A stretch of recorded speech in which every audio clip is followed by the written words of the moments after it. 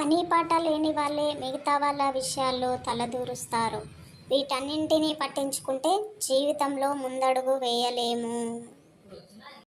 జీవితంలో దేవుడు మన క్షేమం కోసమే కొన్ని బంధాలను దగ్గర చేస్తాడు. దగ్గర చేసిన బంధాలను అలుసుగా చూడకండి. దూరమైన బంధాల కోసం ఆరాటపడకండి.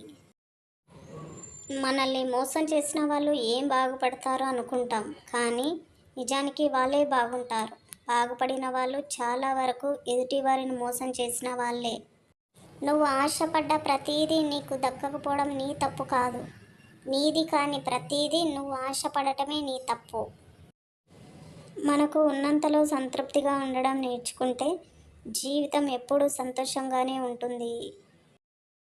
కాలానికి ఎంత పెద్ద గాయమైనా మార్చే శక్తి ఉంటుందంటారు, కానీ కొన్ని గాయాలు మాత్రం గుండె ఆగే వరకు మానవు.